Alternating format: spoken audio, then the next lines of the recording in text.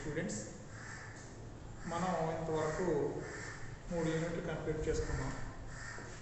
ఈ క్లాస్లో మరొక కొత్త చాప్టర్ స్టార్ట్ చేసుకున్నాం. దీనిలో మనకి ఏంటంటే థర్మల్ రేడియేషన్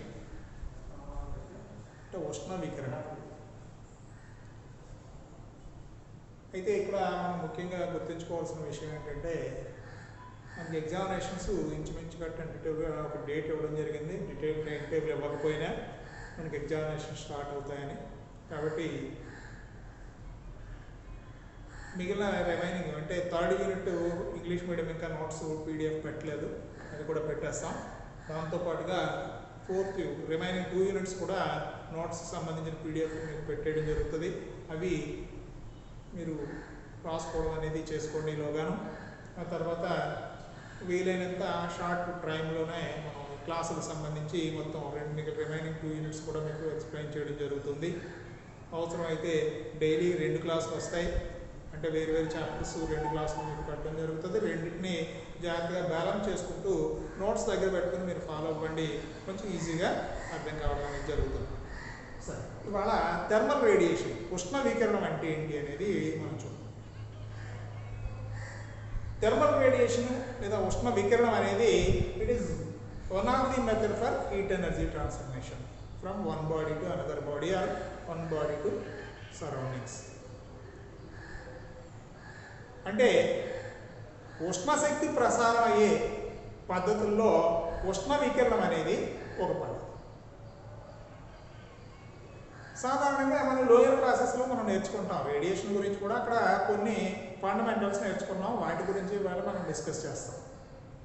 సో ఈ రేడియేషన్ అనేది మనం చూస్తే మనకి there are 3 methods for transformation of heat energy. 3 రకాల పద్ధతులు ఉన్నాయి.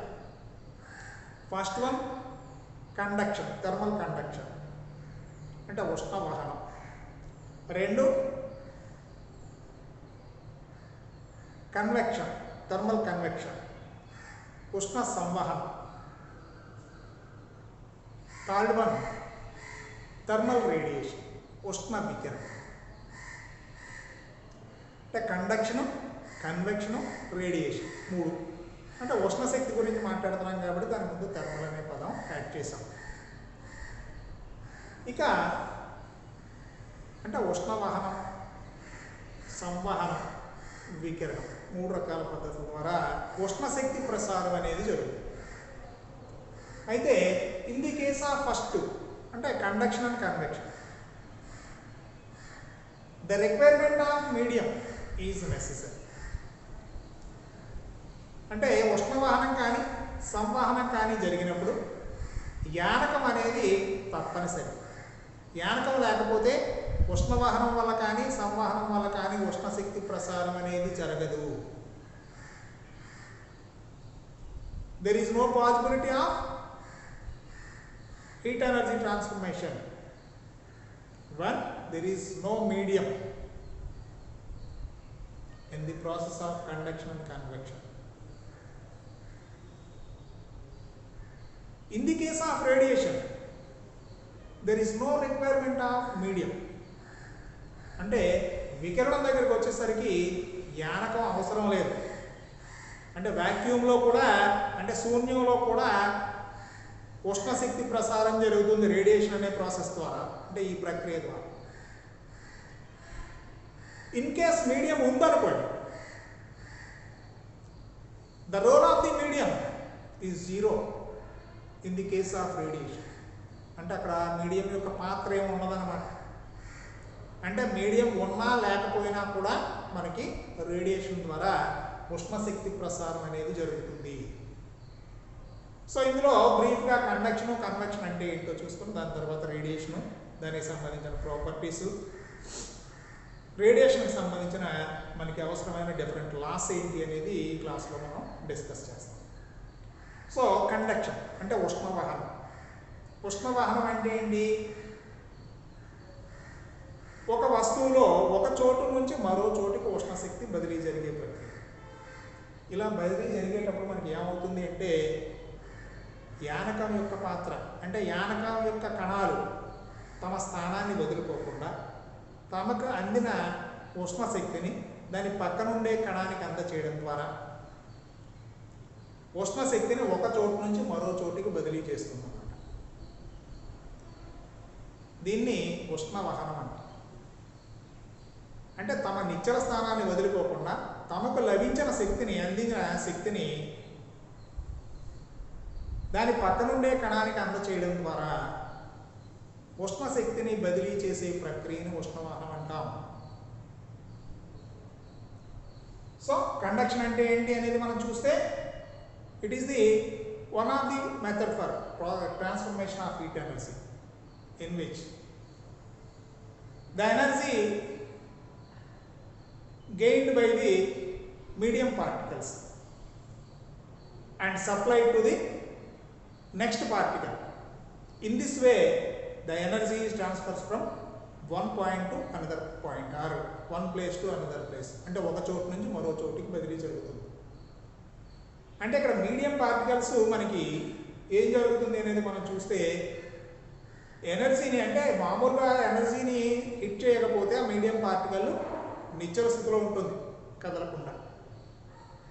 ఎప్పుడైతే ఎనర్జీని దానికి హిట్ చేసిందో ఇట్ అబ్జార్బ్స్ ది ఎనర్జీ, దాని మీద పడిన ఎనర్జీని అది అబ్జార్బ్ చేసుకుంటుంది. వెంటనే ఏం చేస్తుంది, ఇది వైబ్రేట్ అవుతుంది. ఈ వైబ్రేట్ అయినప్పుడు అటు ఇటు కదులుతున్నప్పుడు ఏం చేస్తుంది, ఇక్కడ ఉన్న పార్టికల్ అటు ఇటు మూవ్ అవుతా ఈ నెక్స్ట్ పార్టికల్కి మనకి ఈ ఎనర్జీని సప్లై చేస్తుంది. ఇప్పుడు ఈ పార్టికల్ ఏం చేస్తుంది, నెక్స్ట్ పార్టికల్కి ఎనర్జీని సప్లై చేస్తుంది. ఈ విధంగా ఒక చోటు నుంచి మరో చోటుకి హీట్ ఎనర్జీ ట్రాన్స్ఫర్మేషన్ అనేది జరుగుతుంది అన్నమాట. ఇది కండక్షన్ అంటే. అంటే దీనికి బెస్ట్ ఎగ్జాంపుల్ మనం ఒక ఐరన్ రాడ్ తీసుకున్నాం అన్నమాట. ఒక ఇనప కడ్డీ ఒక చివర మనం కొలువులో పెట్టాం, ఫర్నేస్లో పెట్టాం. It is placed in a furnace. అంటే ఒక పక్క మనం వేడి చేయడం మొదలెడితే after some time the second end is also heated. అంటే రెండో భాగం కూడా మనకి, అంటే రెండవ చివర కూడా మనకి వేడెక్కడం అనేది మనం కొంతసేపటి తర్వాత గమనిస్తాం. అంటే ఒక చివరి నుంచి మరో చివరికి ఆ లోపల ఉండే మీడియం పార్టికల్సే, అంటే ఆ ఐరన్ పార్టికల్సే ఒక చోటు నుంచి ఒక దానికి నెక్స్ట్ దానికి బదిలీ చేస్తూ ఉన్నాయన్నమాట. దీన్ని కండక్షన్ అంటారు. ఇక కన్వెక్షన్లో ఏం జరుగుతుంది అనేది అంటే, ఉష్ణ సంవహనంలో ఏం జరుగుతుంది అంటే, ఆ మీడియం పార్టికల్స్ ఒక చోటు నుంచి మరో చోటుకి బదిలీ అవ్వడం ద్వారా ఎనర్జీని ట్రాన్స్ఫర్ చేస్తారు. అంటే ఎనర్జీని, హీట్ ఎనర్జీని అబ్జార్బ్ చేసి అది మరో చోటికి ట్రావెల్ చేస్తుంది. అంటే మీ యానక కణాల యొక్క కదలిక ద్వారా శక్తి ప్రసారం జరుగుతుంది. This is called convection. In the case of convection, the medium particles are absorb some energy, heat energy, and moving to one place to another place for transformation of heat energy. అంటే ఈ ఉష్ణ శక్తిని ఇక్కడి నుంచి మరో చోటికి బదిలీ చేయడానికి అది ఏం చేస్తాయి, మూవ్ అవుతాయి అన్నమాట. అంటే అవి కదలిక ద్వారా ఒక చోటు నుంచి మరో చోటికి. ఇక్కడ కండక్షన్లో మనం చూస్తే మీడియం పార్టికల్ దాని యొక్క పొజిషన్ వదిలిపోదు, అక్కడే ఉంటుంది, అటు ఇటు కదులుతూ ఉంటుంది. ఇక్కడ చూస్తే దీనిలో ఒక చోటు నుంచి మరో చోటికి బదిలీ అవుతుంది. ఈ బదిలీ అవ్వడం ద్వారా ఉష్ణశక్తి ప్రసారం అనేది జరుగుతుంది. దీన్ని మనం సంవహనం, కన్వెక్షన్ అన్నాం. ఇక అంటే దీనికి ఎగ్జాంపుల్ మనం చూసామనుకోండి, ఒక పాత్రలో వేడి నీళ్లు, అంటే నీళ్లు పెట్టి స్టవ్ మీద పెట్టి మనం మరిగించడం మొదలెట్టామనుకోండి. We observe some air bubbles, అంటే గాలి బుడగలు ఏర్పడడం అనేది మనం చూస్తాం. అంటే ఫస్ట్ అడుగునున్న లేయర్ వేడెక్కుతుంది. So some air bubbles form అవుతాయి. ఎయిర్ బబుల్స్ ఏంటి, హీట్ ఎనర్జీ పార్టికల్స్ అన్నమాట. అవి క్రమంగా పైకి రావడం అనేది మనం గమనిస్తాం. అంటే ఒక చోటు నుంచి మరో చోటుకి బదిలీ అవుతూ ప్రతి లేయర్కి ఉష్ణశక్తిని అందజేసుకుంటూ వెళ్తాయి అన్నమాట. This is called convection. దీన్నే ఉష్ణ సంవహనం అంటాం. ఇక ఈ రెండు మనం నిత్య జీవితంలో సింపుల్గా అర్థం చేసుకోవడానికి మనం సింపుల్ ఎగ్జాంపుల్ ఒకటి చెప్పుకోవచ్చు. సాధారణంగా ఏదైనా కన్స్ట్రక్షన్ జరుగుతుంది అనుకోండి, మెటీరియల్ ట్రాన్స్ఫర్మేషన్ అనేది ఒక చోటు నుంచి మరో చోటుకి పట్టుకెళ్లాల్సిన అవసరం ఉందనుకోండి. అక్కడ మ్యాన్ పవర్ కొంచెం ఎక్కువగా ఉంటే ఏం చేస్తారు, ఒకడే ఉన్నాడు అనుకోండి, ఏం చేస్తాడు, వాడిని నెత్తి మీద పెట్టుకుంటాడు, పడుగు చిక్కుతాడు. అది కన్వెక్షన్ అన్నమాట. అంటే ఎక్కడ కావాలో అక్కడికి తీసుకెళ్ళి పడేస్తాడు. అలా కాకుండా మ్యాన్ పవర్ ఎక్కువ ఉందనుకోండి, ఎక్కువ మంది ఉన్నారు, వరుసగా ఒక్కొక్కరిని వరుసగా నిలబెట్టి ఫస్ట్ వీడు తీసుకుంటాడు, వీడికి అందజేస్తాడు, వీడు మళ్ళీ వీడికి అందజేస్తాడు. అంటే వీడి ప్లేస్ వదిలిపోవడం అక్కడే ఉంటాడు. అలా ఒకటి నుంచి ఒకరికి మరొకరికి అది బదిలీ చేయడం ద్వారా ఉష్ణశక్తి అంటే అక్కడ మెటీరియల్ ట్రాన్స్ఫర్మేషన్ జరుగుతుంది. దాన్ని వాహనం అని చెప్పొచ్చు, కండక్షన్ అని చెప్పొచ్చు అన్నమాట. సింపుల్గా మనకి నిత్య జీవితంలో ఉండే బెస్ట్ ఎగ్జాంపుల్ మనకు అర్థం కావడానికి కండక్షన్ కానీ కన్వెక్షన్ కానీ.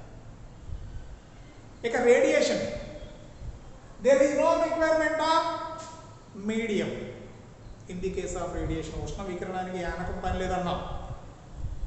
యానకం ఉన్నా దాని యొక్క రోల్ జీరో. మరి ఇప్పుడు ఎలా జరుగుతుంది, the energy transformation from one body to surroundings or other place by virtue of its temperature. అంటే కేవలం ఉష్ణోగ్రత కారణంగా, అంటే ఒక వస్తువు యొక్క ఉష్ణోగ్రత కారణంగా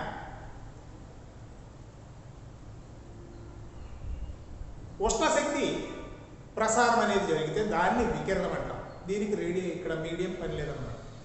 అంటే కేవలం ఉష్ణోగ్రత కారణంగా, అంటే ఒక వస్తువును వేడి చేసామనుకోండి, దాని నుంచి నెమ్మదిగా ఉష్ణశక్తి విడుదలవుతుంది. దీనికి బెస్ట్ ఎగ్జాంపుల్ అంటే the energy which is received from the sun.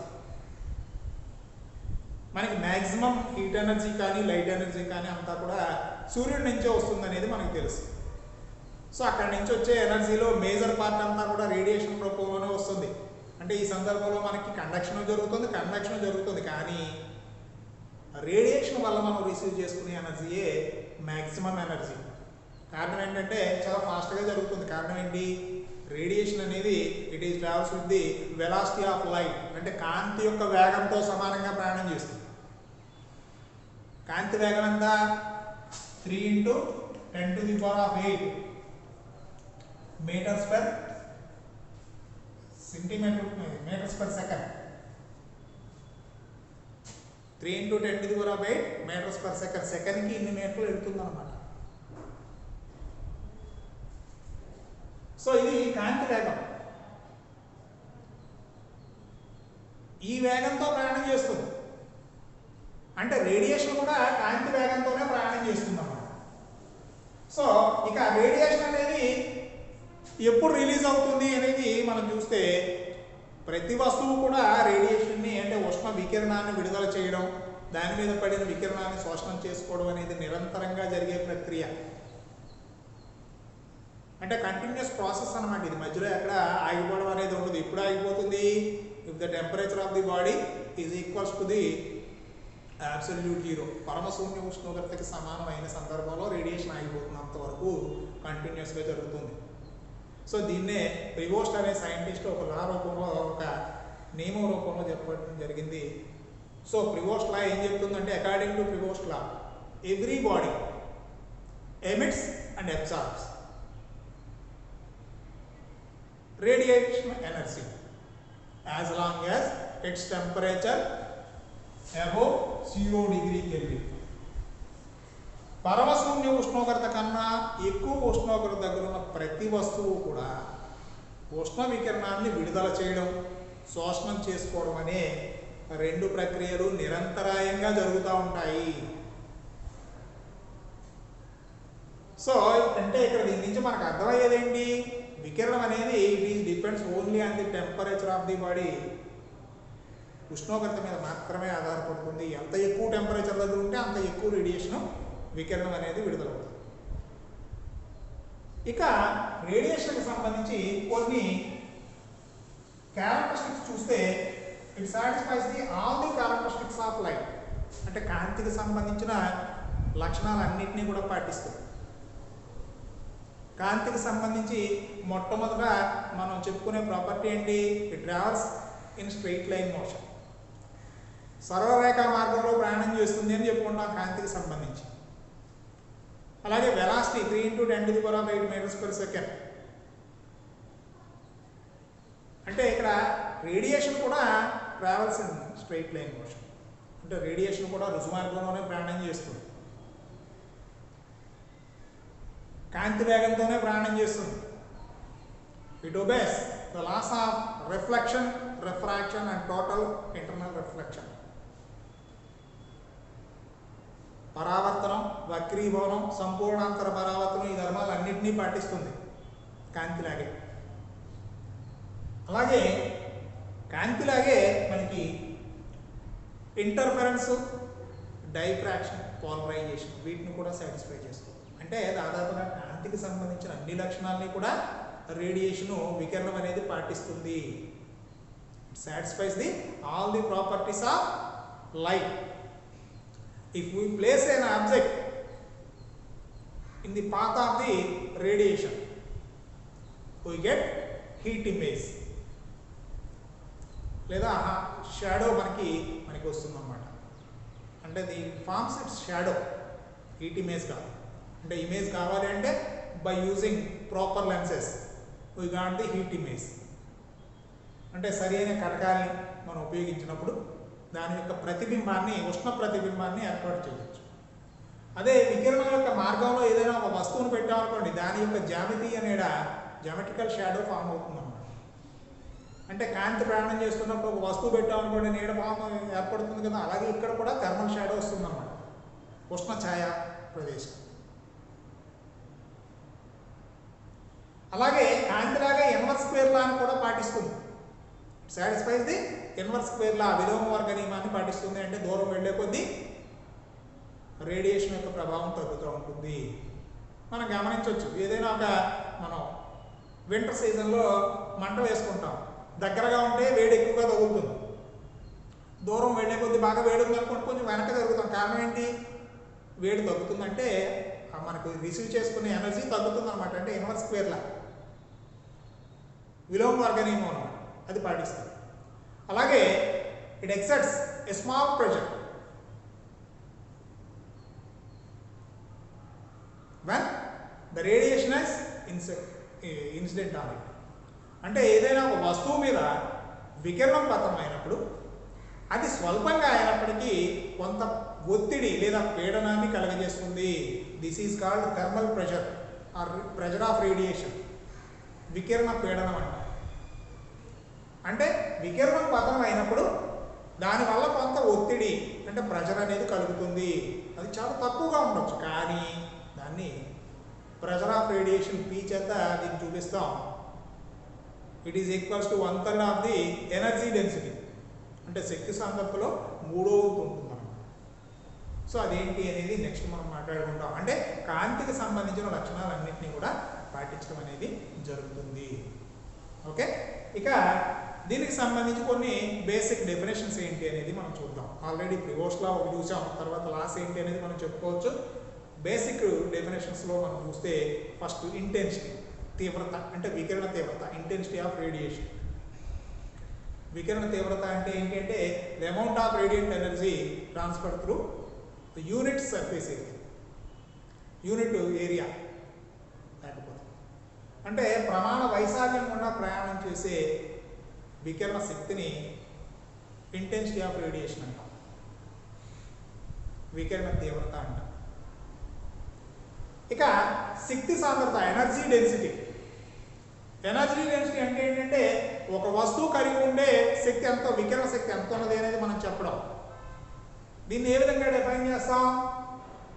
Amount of heat energy per unit volume. ప్రమాణ ఘనపరిమాణానికి కలిగి ఉండే శక్తిని శక్తి సాంద్రత. ప్రమాణ ఘనపరిమాణానికి కలిగి ఉండే శక్తి, దీన్ని శక్తి సాంద్రత అంటాము. వికిరణ తీవ్రత అంటే ప్రమాణ వైశాల్యం నుండి ప్రమాణ కాలంలో బదిలీ అయ్యే శక్తి. శక్తి సాంద్రత అంటే ప్రమాణ ఘనపరిమాణానికి ఉండే శక్తి. రెండింటికి తేడా అనేది గమనించండి. అది ప్రమాణ వైశాల్యం, ఇక్కడ ప్రమాణ ఘనపరిమాణం. యూనిట్ వాల్యూమ్, యూనిట్ ఏరియాది యూనిట్ వాల్యూమ్ ఎనర్జీ డెన్సిటీ అనేది. ఇక ఎమిసివ్ పవర్, ఉద్గార సామర్థ్యం. ఎమిసివ్ పవర్ అనేది ఏంటంటే amount of heat energy emitted by the body per unit area per unit time for all radiations is called emissive power. అంటే ప్రమాణ వైశాల్యం నుండి ప్రమాణ కాలంలో ఉద్గారం ద్వారా విడుదలయ్యే శక్తిని ఉద్గార సామర్థ్యం అంటాం. అలాగే ఎమిసివిటీ, ఎమిసివిటీ అంటే ఏంటి అనేది మనం చూస్తే ఉద్గారత ఎమిసివిటీ అంటే. ఎమిసివిటీని మనం ఏ విధంగా డిఫైన్ చేస్తామంటే it is the ratio between the emissive power of the body and emissive power of a black body which are at same temperature. అంటే ఒక బాడీ యొక్క ఎమిసివ్ పవర్కి అదే టెంపరేచర్ దగ్గర ఉన్న బ్లాక్ బాడీ యొక్క ఎమిసివ్ పవర్కి ఉండే రేషియో అన్నమాట. దీన్ని అంటే ఇక్కడ కంపారిజన్ అనమాట. మనం దగ్గర ఉన్న బాడీకి black body is an ideal body, ఆదర్శ వస్తువు అనమాట. అది కృష్ణ వస్తువు అంటాం. అది ఏంటి అనేది నెక్స్ట్ క్లాస్లో చూద్దాం. సో అంటే దానికి దీనికి కంపారిజన్, ఆ రేషియో అనమాట. ఎంత మొత్తంలో అంటే ఎంత మనకు వస్తుంది పర్సంటేజ్ అనేది మనం చెప్తాం, అంటే రేషియో కింద చెప్తాం. అలాగే అబ్జార్బిటివిటీ అంటే అబ్జార్బిటివ్ పవర్, శోషణ సామర్థ్యం. అంటే ఒక వస్తువు మీద కొంత వికిరణ శక్తి పతనమైనప్పుడు ప్రమాణ వైశాల్యం ఎంత వికిరణ శక్తిని అయితే శోషణం చేసుకుంటుందో ప్రమాణ కాలంలో దాన్ని శోషణ సామర్థ్యం అంటాం. ప్రమాణ వైశాల్యం ప్రమాణ కాలంలో శోషణం చేసుకునే శక్తి, అంటే తన మీద పడిందంతా శోషణం చేసుకోలేదు, కొంతే తీసుకుంటుంది అనమాట. ఎంత తీసుకుంది అనే దాన్ని శోషణ సామర్థ్యం అంటే దాని కెపాసిటీ ఎంత అబ్జార్బ్ చేసుకోగలదని చెప్పడం అనమాట. అంటే that means A fraction of radiant energy absorbed by the unit surface area per unit time in all the incident radiation. అంటే మొత్తం ఇన్సిడెంట్ రేడియేషన్లో ఎంత మొత్తం అయితే ఎంత పోర్షన్ అయితే అది అబ్జార్బ్ చేసుకుంటుందో దాన్ని అబ్జార్బిటివ్ పవర్ అంటాం, శోషణ సామర్థ్యం. అబ్జార్బిటివిటీ శోషణత అంటే ఏం చెప్పొచ్చు, ఆల్రెడీ ఇంతకుముందు మనం మాట్లాడుకున్నాం. ఎమిసివిటీ దగ్గర మనం చెప్పాం సేమ్, అంటే అక్కడ అబ్జార్ప్షన్ బదులు ఎమిషన్ బదులు అబ్జార్ప్షన్ అని చెప్తాం అన్నమాట. అబ్జార్ప్షన్ అంటే ఏంటి మనం చూస్తే it is the ratio between the absorptive power of the body and absorptive power of the black body which are at same temperature. అంటే ఒకే ఉష్ణోగ్రత దగ్గర ఉండే ఒక వస్తువు యొక్క శోషణ సామర్థ్యానికి అదే ఉష్ణోగ్రత దగ్గర ఉన్న కృష్ణ వస్తువు యొక్క శోషణ సామర్థ్యానికి మధ్య ఉన్న నిష్పత్తిని శోషణత అంటాం. కానీ ఇవి మనకి అవసరమైన కొన్ని ఇంపార్టెంట్ డెఫినేషన్స్. ఇక లాస్ట్ ఆల్రెడీ మనం ప్రివోస్ట్ లా చెప్పుకున్నాం. రెండోది కిర్చాఫ్స్ లా ఏంటి అనేది క్లుప్తంగా మనం మాట్లాడుకుంటే it is the ratio of the emissive power and absorptivity. అంటే emissive power and absorptivity ratio between the emissive power and absorptivity is same for all bodies which are at same temperature. Moreover it is equals to the emissive power of a black body. అంటే ఒకే ఉష్ణోగ్రత దగ్గర ఉన్న అన్ని వస్తువులకు సంబంధించి emissive పవర్కి అబ్జార్బిటివిటీకి అంటే ఉద్గార సామర్థ్యానికి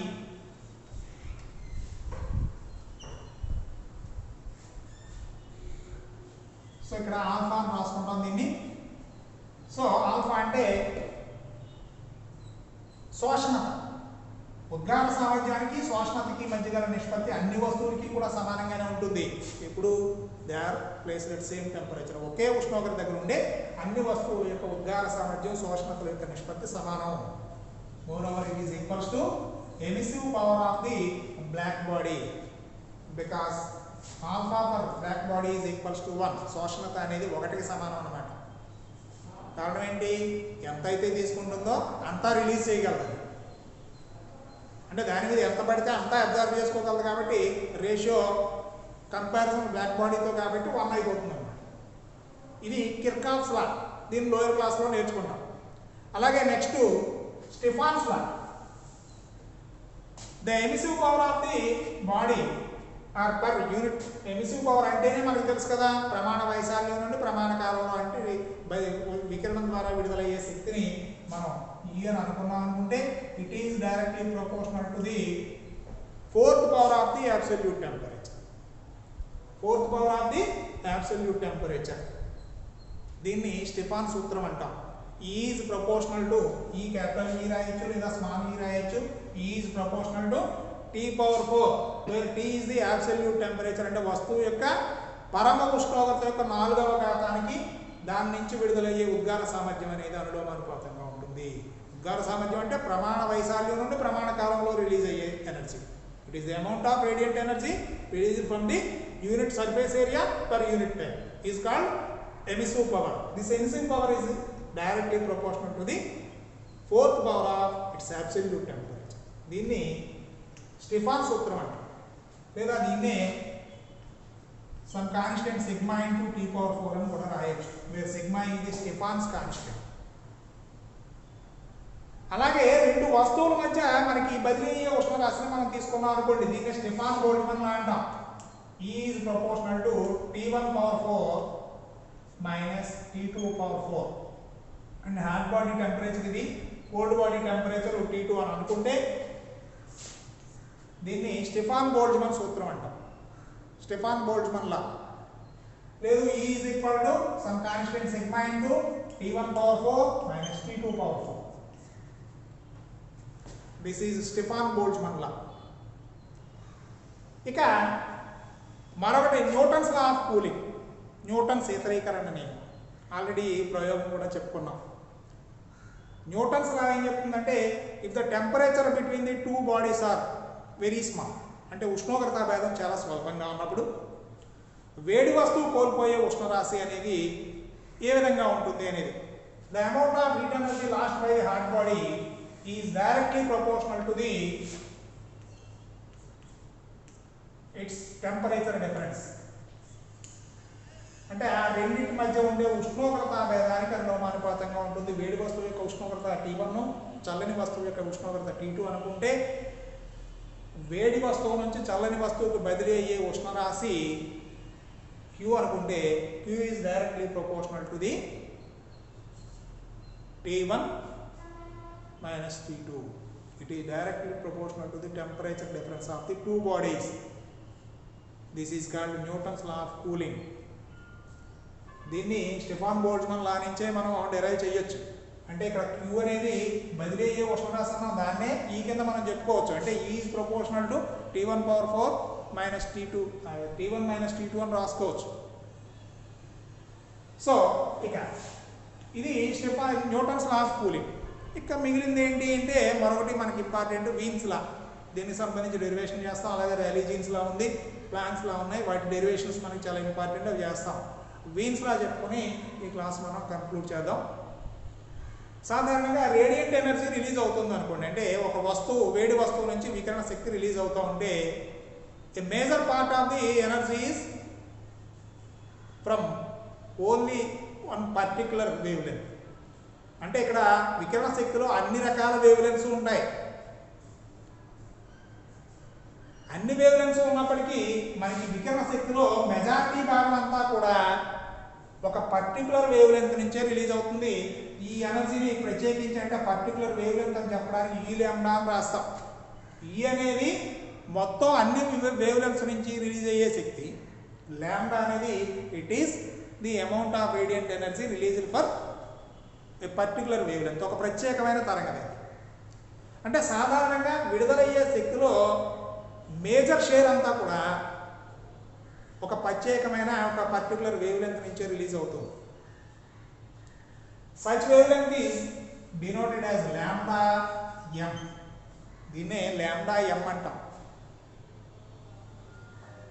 ఈ లాంబ్డా ఎం అనేది మనకి ఎలా ఉంటుంది అనేది చూస్తే it is inversely proportional to the absolute temperature. పరమ ఉష్ణోగ్రతకు విలోమానుపాతంగా ఉంటుందన్నమాట. దీన్నే సింపుల్గా మనం ఇలా కూడా రాయొచ్చు, lambda m into T is constant. Lambda m into T, where m is the suffix, అంటే మ్యాక్సిమం ఎనర్జీకి కరస్పాండింగ్ వేవ్ లెంత్ అనమాట. Lambda m is wavelength of the maximum energy. T is the temperature. Lambda m into T is constant. This is Wien's displacement law అని కూడా చెప్పొచ్చు. దీన్ని సింపుల్గా veins లా అని చెప్పొచ్చు. అంటే ఏం జరుగుతుంది అనేది మనం చూస్తే ఇన్వర్స్లీ ప్రపోర్షనల్గా ఉంది. టెంపరేచర్ పెరుగుతూ ఉందనుకోండి, మ్యాక్సిమం ఎనర్జీకి సంబంధించిన వేవ్ లెంత్ ఏమవుతుంది, తగ్గుతూ ఉంటుంది. ఇన్వర్స్లీ ప్రపోర్షనల్గా ఉంది. అంటే ఒక హాట్ బాడీని మనం తీసుకుని దాని నుంచి ఎనర్జీని మనం గెయిన్ చేస్తున్నప్పుడు మ్యాక్సిమం వేవ్ లెంత్ని మనం పరిశీలిస్తే ఓ పర్టికులర్ టెంపరేచర్ దగ్గర ఉన్నప్పుడు ఒక వేవ్ లెంత్ నుంచి వస్తే టెంపరేచర్ పెంచామనుకోండి, దానికన్నా తక్కువ వేవ్ లెంత్ నుంచి రిలీజ్ అవుతుంది అనమాట ఈసారి మ్యాక్సిమం షేర్. అంటే ఈసారి కంట్రిబ్యూషన్ వేరే వేవ్ లెంత్ నుంచి వస్తుంది. ఇలా మనకి అంటే ఇది టెంపరేచర్ మారుతూ ఉంటే వేవ్ లెంత్ డిస్ప్లేస్ అవుతుంది కాబట్టి మనం displacement law, Wien's displacement law అని కూడా పిలవచ్చు. ఇలా రిలీజ్ అయ్యే ఈ మ్యాక్సిమం ఎనర్జీ అంటే ఒక పర్టికులర్ వేవ్ లెంత్ నుంచి వచ్చేదాన్ని ఈ లాంబ్డా అని మనం రాస్తాం. దిస్ ఈ లాంబ్డా అంటే the maximum energy or emissive power from a particular wavelength. It is directly proportional to the 5th power of the absolute temperature. దీన్ని వీన్ 5వ ఘాత 5th పవర్ లా అని కూడా చెప్తాం. వీన్స్ 5th పవర్ లా, 5వ ఘాత నియమం అంటాం. అంటే ఇది ఎలా ఉంటుంది అంటే ఆ ప్రత్యేకమైన తరంగ దైర్ఘ్యం నుంచి రిలీజ్ అయ్యే ఎనర్జీని మనం తీసుకున్నాం అనుకోండి, it is directly proportional to the 5th power of it's absolute temperature. పరమ ఉష్ణోగ్రత యొక్క 5వ ఘాతానికి అనులోమానుపాతంగా ఉంటుంది. అదే మొత్తం శక్తి అనుకోండి T⁴కి అంటే 4వ ఘాతానికి అనులోమానుపాతంగా ఉంటుంది. అన్ని వేవ్ లెంత్స్ నుంచి తీసుకుంటే ఒక ప్రత్యేక తరంగ దైర్ఘ్యాన్ని తీసుకుంటే 5th పవర్కి అంటే దాని నుంచి మాత్రమే రిలీజ్ అయ్యేది తీసుకుంటే 5th పవర్కి ప్రపోర్షనల్గా ఉంటుంది. ఇది 5th పవర్ లా. అంటే వీన్స్ లా అని 2 రూపాల్లో చెప్పొచ్చు. వీన్స్ లా డిస్ప్లేస్మెంట్ లా చెప్పొచ్చు, 5th పవర్ లా అనేది కూడా చెప్పొచ్చు అనమాట. ఓకే, సరే. ఇక నెక్స్ట్ క్లాస్లో బ్లాక్ బాడీ అంటే ఏంటి, బ్లాక్ బాడీ రేడియేషన్ అంటే ఏంటి, what are the types of black bodies. There are 2 types of black bodies which are using in practicals. అంటే ప్రాక్టీస్లో మనం యూజ్ చేసేది 2 రకాల బ్లాక్ బాడీస్ ఉన్నాయి. అవి ఏ విధంగా డిజైన్ చేస్తారు ఏంటి అనేది మనం డిస్కస్ చేద్దాం. Okay, thank you.